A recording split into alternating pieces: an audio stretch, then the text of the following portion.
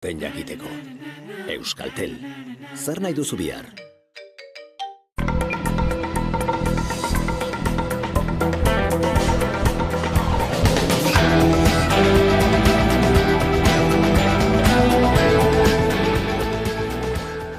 Gaur hasi dute 2023-2024 ikasturtea haur eskoletan eta lehen aldiz doakoak izango dira Euskal Autonomia Erkidegoan. Behin betiko datuen arabera matrikulazio berriak 25% igo dira aurreskolak partzuergoan. Eusko Jaurlaritzako Hezkuntza Sailak aurreskolak partzuergoaren 0 eta 3 urte bitarteko eskolen finantzaketa indartu du aurtengo aurrekontuetan. 8,9% igoerarekin. Horri esker, partzuergoko ikastetxe publiko guztiak doakoak izango dira 2023-2024 ikasturtetik aurrera. Ikasturte berria bihar hasiko da ofizialki Araban, Bizkaian eta Gipuzkoan eskola garraioaren gatazka pil-pilean dagoela.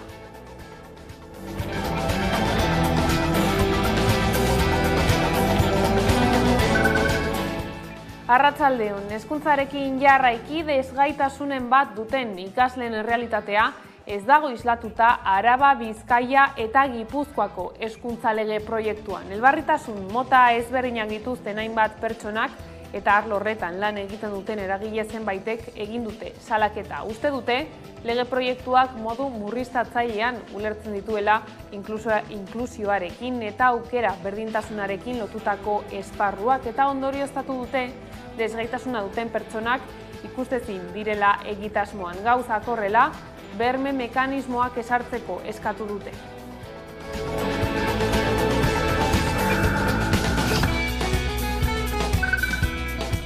Horrez gain, gaur EH Bilduk ere hezkuntza legearen baitan agerraldia egin du. Bertan, Peio Otxandianok EH Bilduko bozeramaileak hitz egin du eta legearen aurrean aurkeztutako emendakinak azaleratu ditu. Esan dugunez, guk uste dugu herri honek jauzi politikoa behar dituela, herrigintza eta naziogintza prozesu garaikidea jarri behar dituela martxan, eta hain zuzen ere hor kokatzen dugu hezkuntza lege hau. 3 herrialdetako EAeko hezkuntza lege hau. Euskal Herriaren zati batez ari gara, edo Euskal Herriaren zati bati eragiten dion lege batez ari gara, baina ez bairik gabe sakontasun politiko handiko eztabaida bata honako hau. Ikuspegi nazionalez abordatzen duguna, eta uste dugu ikuspegi nazionalez abordatu behar dela eztabaida hau. Garraio enpresak esaten ari ziren zerbitzua kolokan zegoela Araban, Bizkaian eta Gipuzkoan eta azkenean gaur arratsaldean hartu dute. Erabakia bihar ez dute eskolara joateko eta handik bueltatzeko autobusik izango Arabako eta Bizkaiko eskola publikoetako 10.000 ikaslek baino gehiagok. Aurretik dator auzia. Jaurlaritzak eskola garraiorako ibilbideen lehiaketa egin zuen urtearen hasiera aldera eta lehiaketara ateratako 477 ibilbideetatik 487 geratu ziren hutsik. Gero, Eusko Jaurlaritzako Hezkuntza Saila aurreko ikasturtean ibilbide horiek egin zituzten garraio enpresekin jarri zen kontaktuan eta galdetu zieten prest egongote liratekeen orain arteko baldintzetan lan horiek egiteko. Horien emaitzak jasota, ibilbide ia denak esleituta daude Gipuzkoan, baina 17 esleitu zituzten Araban eta bat ere ez Bizkaian. Hori ikusita Jaurlaritzak ostiralean iragarri zuen eskola garraioko enpresak ibilbide denak egitera behartuko dituela agindu baten bidez. Atzo argitaratu zen agindu hori eta garraio enpresek helegiteak jarriko dituztearen kontra.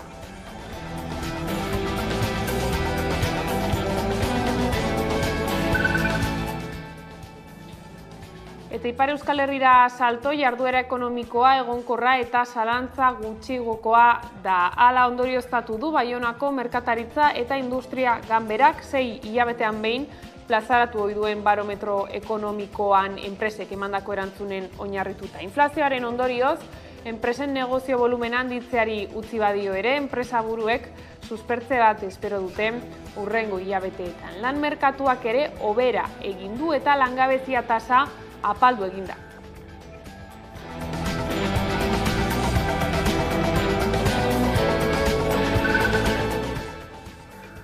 Eta ez beharra gertatu da Barakaldon. Emakume bat hilda aurkitu dute kutxazain automatiko batean. Ikerketa baten ondoren, baztertu egin dute kriminalitate zantzurik izan denik. 42 urte zituen emakumeak eta Barakaldoko kaleetan maiz ibiltzen zen. Heriotza hau Rontegi etxerik gabeko emakumeentzako aterpetxea itxi ondoren gertatu da. EH Bilduk jakinarazi zuen, Barakaldoko udalak aterpetxea itxiko zuela, aterpe horri eustea aurreikusi ez zuelako. 6 plaza zituen honek kaleko hezitzaileen programak arautzen zuen eta etxegabetasun egoera kritikoko egoerei erantzuten zien. Hildako emakumea omenduko du beste bi egoitza inklusioaren eta etxegabetasuna desagerraraztearen aldeko plataformak bihar herriko plazan goizeko 11:00. Era berean, gertatutakoa salatuko du Berriotxoak pobreziaren eta bazterketa sozialaren kontrako elkarteak ostiralean.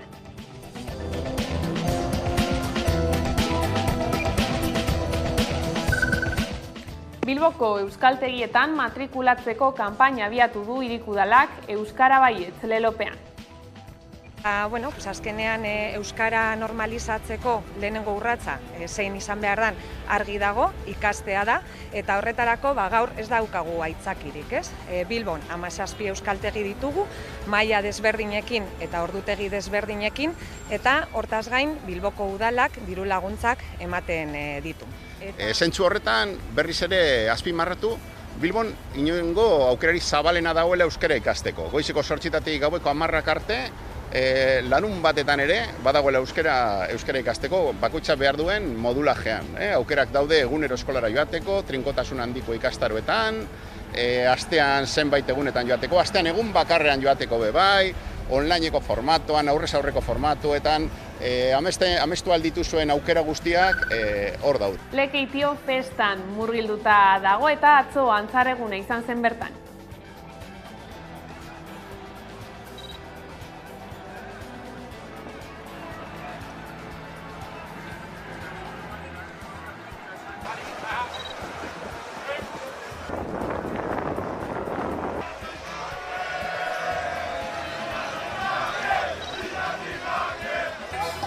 Hor dago atzarra.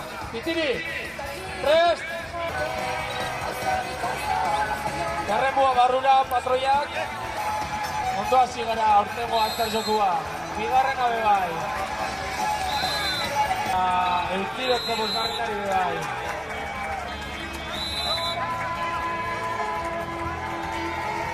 Oso ondo!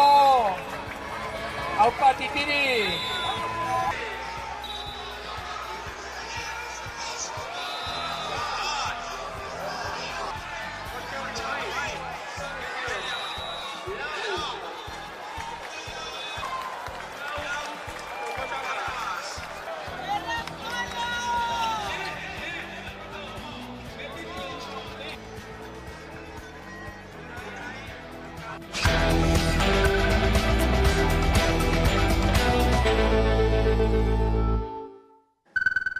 Ongietorriak arratsaldean gaur albistegira. Desgaitasunen bat duten hainbat pertsonak salatu dute, ikusezinak direla EAeko hezkuntza lege proiektuan eta hezkuntza legearen parte izan nahi dutela. Berme mekanismoak ezartzeko eskatu dute.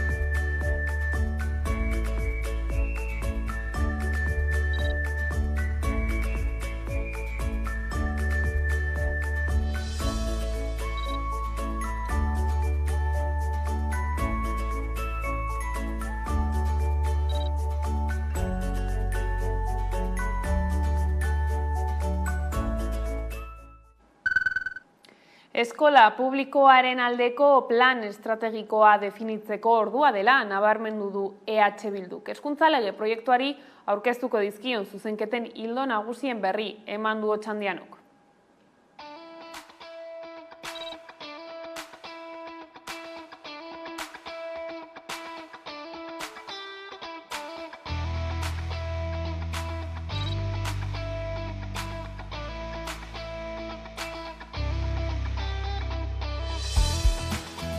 esan dugunez, guk uste dugu herri honek jauzi politikoa behar dituela, herrigintza eta naziogintza prozesu garaikidea jarri behar dituela martxan, eta hain zuzen ere hor kokatzen dugu hezkuntza lege hau. 3 herrialdetako EAEko hezkuntza lege hau. Euskal Herriaren zati batez ari gara, edo Euskal Herriaren zati bati eragiten dion lege batez ari gara, baina ez bairik gabe sakontasun politiko handiko eztabaida bata honako hau. Ikuspegi nazionalez abordatzen duguna, eta uste dugu ikuspegi nazionalez abordatu behar dela eztabaida hau.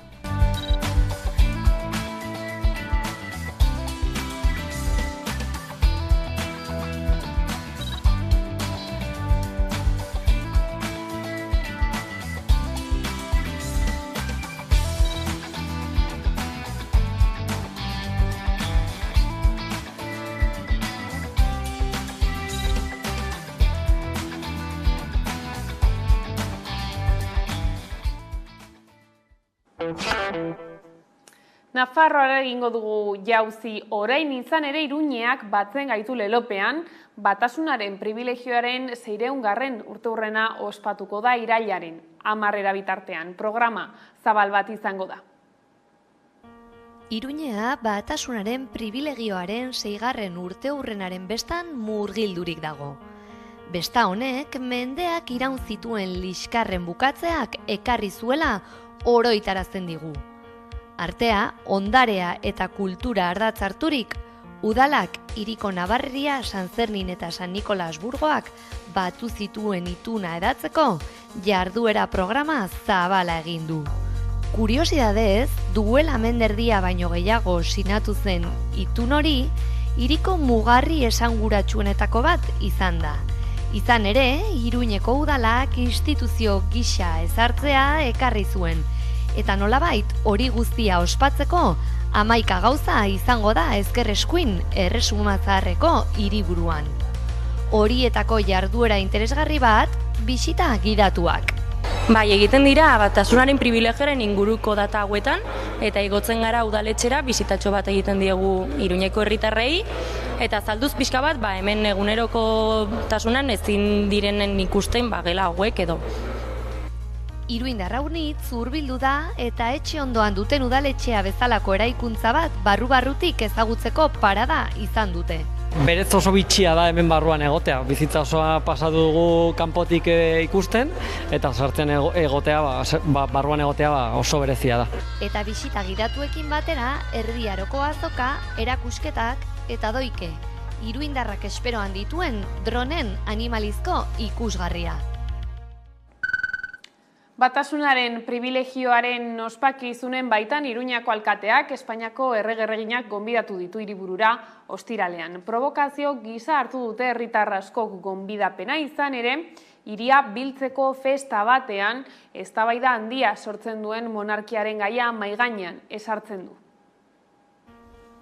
Iruñeko alkateak Espainiako errege-erreginei gonbitea luzatu die batasunaren festan parte har dezaten, zentzurik ez duen gonbidapen batean. Lehenik eta behin batasunaren garaian Nafarroa erreinu librea zelako eta ez gaztela. Eta bertzetik monarkia bezalako gai eztabaidatsua mahai gainean paratu duelako batasuna beharko lukeen besta batean. Duela bi legealdi, Joseba Sironek batasunaren pribilegioaren ezkutua paratu zuen udaletxeko jolean, eta Nafar eskuinak urrengo legealdia berreskuratu bezain fite, ura Espainiako borboien ezkutuarengatik aldatu zuen. Orduan, horsegatik gure gibelean dagoen eskutu hau, borboi monarkiaren adierazlea da, eta ez batasunaren privilegioa. Azkenean gogoratu behar dugu batasunaren privilegioa badela nolabait Iruñeko sorreraren eguna edo, ez? Hiru borgoen artean nolabait sinatutako itun bat, nolabait hiria eraikitzeko edo bakea sinatzeko eta hiria osatzeko. Orduan guretzat egun garrantzitsua da eta ez dugu ulertzen eta ez dugu onartzen nolabait bisita hau. Batasunaren pribilegioaren bestan gauza unitz dago ospatzeko. Baina inondik inora gaztelak Nafarroa konkistatu eta suntsitu zuenekoa. Iruña Europako hiri moderno eta batu baten bidean zegoelarik, Nafar izaera debekatu baitzitzaion. Historia etengabe errepikatzen den heinean, Espainiako erreginen bisitak, balio beza gure hiriaren historiaz pitxin bat gehiago jakiteko. Euskara, katalana, galizira eta aranera erabiltzeko erreforma erregistratu dute Espainiako Kongresuan. Horren arabera, hizkuntza horiek batzorde bilkura eta eztabaida guztietan erabilia ahal izango dira.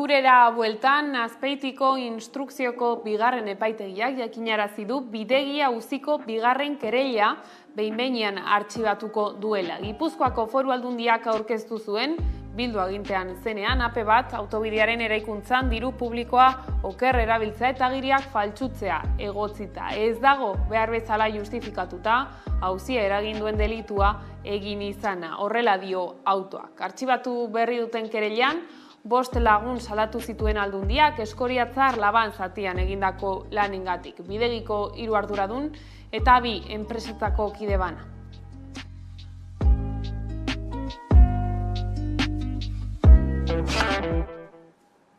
Ekonomia arloan berriz, Ipar Euskal Herrian, Baionako merkataritza eta industria ganberaren barometroaren arabera, egonkorra eta zalantza gutxikoa da. Inflazioaren ondorioz, enpresen negozio volumena handitzeari utzi badio ere, enpresa buruek suspertze bat espero dute hurrengo hilabeteetan. Lan merkatuak ere hobera egin du eta langabezia tasa apaldu eginda.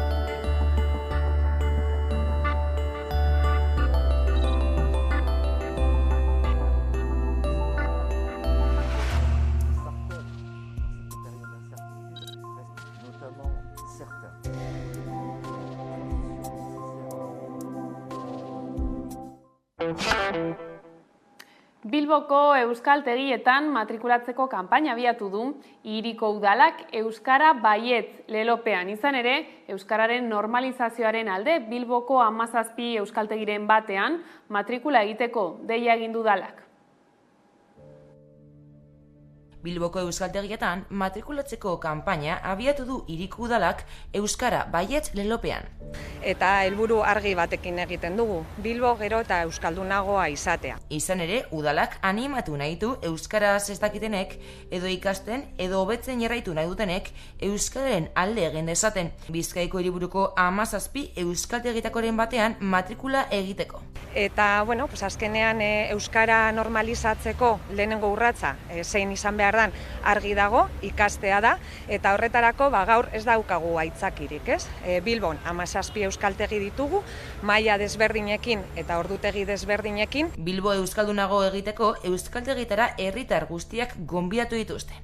Zentzu horretan berriz ere azpimarratu, Bilbon inongo aukerari zabalena dagoela euskara ikasteko. Goizeko 8:00 gaueko 10:00 arte, lanun batetan ere badagoela euskara ikasteko, bakoitza behar duen modulajean. Aukerak daude egunero eskolara joateko, trinkotasun handiko ikastaroetan, astean zenbait egunetan joateko, astean egun bakarrean joateko bai, onlineko formatoan, aurrez aurreko formatuetan, amestu aldituzuen aukera guztiak hor daude. Gogoratu dute gainera, udalak euskaraz ikasteko diru laguntzak ematen dituela. Diru laguntzak bideratzen ditugu kolektibo batzuei zuzenduta dausenak.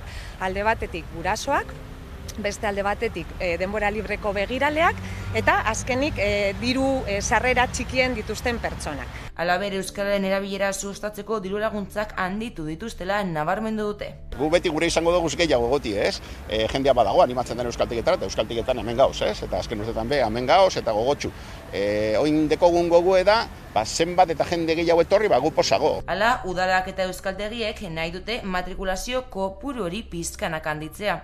Kalean, plazan, dendetan eta hiriko leku guztietan euskaraz egiteko. Euskarari bultzada emateko ere Gasteizko Udalak euskara ikasteko 900 plaza eskainiko ditu datorren ikasturtean. Irailaren 13 arte izango da izen emateko epea zabalik.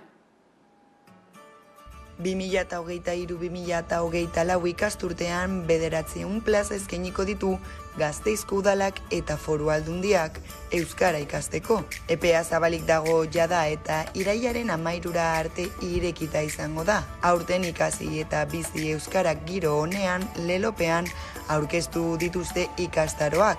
Erakundeen helburua da euskara sustatzea Gasteizen eta Araban. Euskararen erabilerak bilakera positiboa izan du Gasteizen azken hamarkada honetan.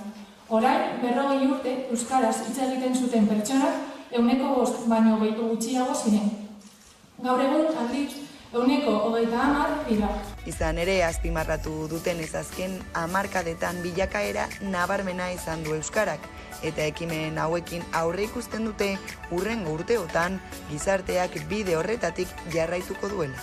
Ikastaroak 4 multzotan banatzen dira. Gurasoentzako ikastaroak 166 orduko ikastaroa da eta astero 2 orduko 3 saiotan banatuta dago.